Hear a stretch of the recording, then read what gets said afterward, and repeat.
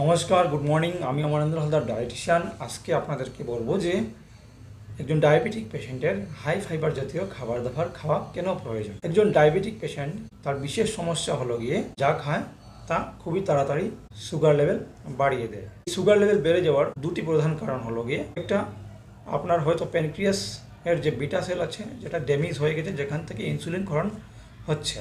2 নম্বর, আপনার insulin receptor হয়তো খারাপ হয়ে গেছে।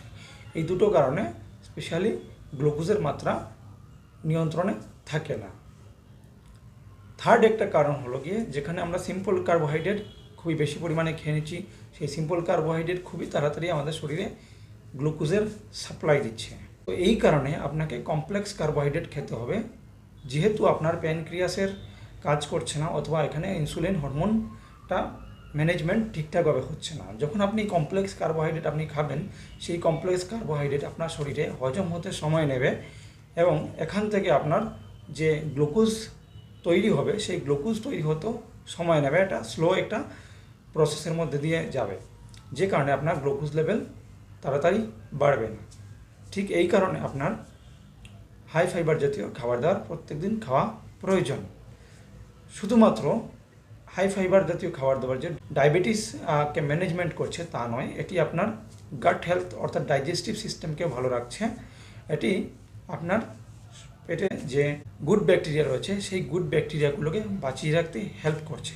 এই গুড ব্যাকটেরিয়া যদি বেঁচে না থাকে, তাহলে আপনার অ্যাসিডিটি প্রবলেম হতে পারে, আপনার ডাইজেশন প্রবলেম হবে, কনস্টিপেশন প্রবলেম হবে, এই ধরনের প্রবলেম আপনার সৃষ্টি হবে। আর এটা পায়খানাকে একটু সফট করে দিচ্ছে, যাতে আমাদের শরীর থেকে ভালোভাবে এটা বেরিয়ে যেতে পারে। অন্যথায় কিন্তু এটা কনস্টিপেশন হবে এবং পায়খানাতেও আপনার সমস্যা হবে। এই কারণে হাই ফাইবার জাতীয় খাবার দাবার খাওয়া আপনার প্রয়োজন। যদি কোনো ব্যক্তির কনস্টিপেশন অলরেডি থেকে থাকে, তাহলে কিন্তু সে প্রত্যেক দিন যদি হাই ফাইবার জাতীয় খাবার দাবার খায়, তাহলে তার কনস্টিপেশন কমে যাবে।